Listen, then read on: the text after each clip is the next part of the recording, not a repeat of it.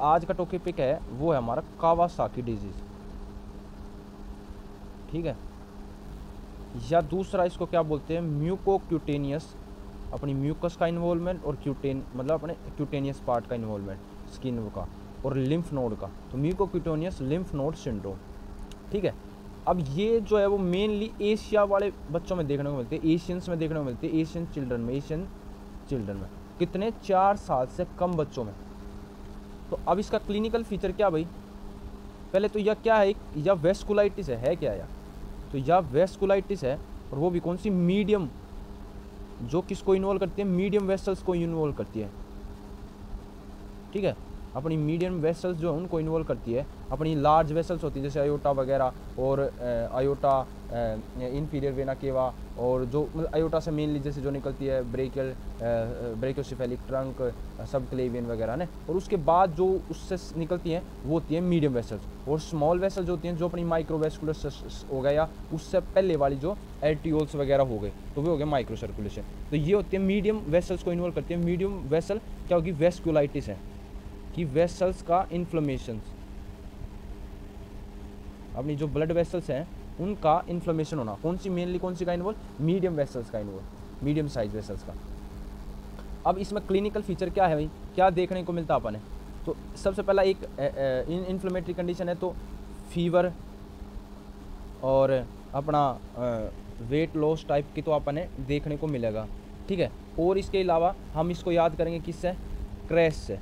CRASH। तो सी से होगा कंजक्टिवाइटिस, अपनी कंजक्टाइवा का इन्फ्लेमेशन, ठीक है। दूसरा होगा रेस कहाँ पे होंगे, पाल्म एंड सोल पे,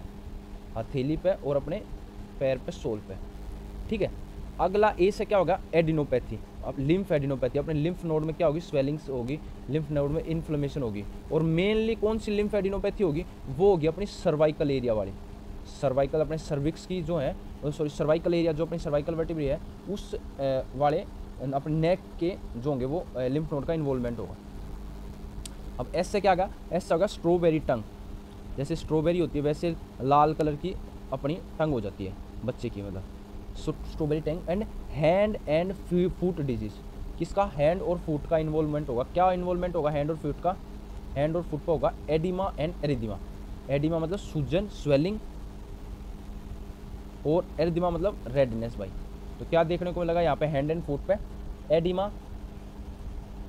एंड एरिदिमा में रेडनेस एंड स्वेलिंग देखने को मिलेगी अपन। मोस्ट कॉमनली जो वेसल इन्वॉल्व होती है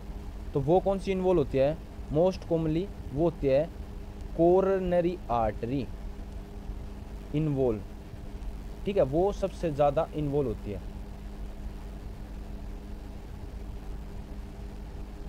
ठीक है। अब ये इन्वॉल्व होगी, जैसे अपनी ये वेसल्स है भाई, ये कोरोनरी आर्टरी है, तो कोरोनरी आर्टरी में क्या होगा भाई, इन्फ्लेमेशन होगी इस एरिया, मान ले इस एरिया में हम मानते हैं भाई इन्फ्लेमेशन होगी, इस एरिया में इन्फ्लेमेशन होगी है। अब इस इन्फ्लेमेशन होगी तो क्या हो सका है, यहाँ की ये इन्फ्लेमेशन हुई तो एक तो चांस हो गया कि भाई तुरंत जब इन्फ्लेमेशन हुई तो ये वॉल जो होंगी, ये वॉल है वो वीक हो गई, वॉल वीक हो गई इन्फ्लेमेशन की वजह से, इन्फ्लेमेशन हुई यहाँ पे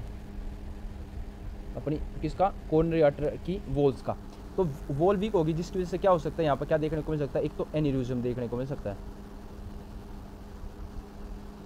ठीक है। एन्यूरिज्म कैसे होता है, अपनी ये वेसल थी और ये उसमें इन्फ्लेमेशन होगी, मान लेते इस एरिया में होगी कोरोनरी आर्टरी की। अब यहाँ से क्या होगा, वीक हो गई तो यहाँ पर क्या होगा, डायलेट करेगी, एन्यूरिज्म बन गया अपनी वेसल्स का, और ये एन्यूरिज्म बहुत वीक हो सकता है तो यहाँ से क्या हो सकता है, ये एन्यूरिज्म रप्चर भी हो सकता है, यहाँ से रप्चर भी हो गया, ठीक है। तो इसीलिए जैसे ब्लड फिर होगा, ब्लड यहाँ से अपना आया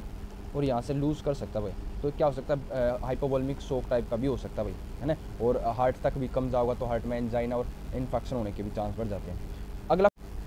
और अब ऐसे दूसरा क्या हो सकता है, मान लें यहाँ पे इन्फ्लेमेशन हो रखी है, तो इन्फ्लेमेशन की वजह से जैसे ये अपनी वो है भाई कोरोनरी आर्टरी, कोरोनरी आर्टरी में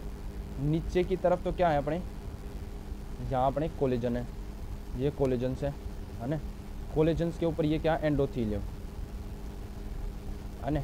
अब इन्फ्लेमेशन हो रखी है यहाँ पर भाई,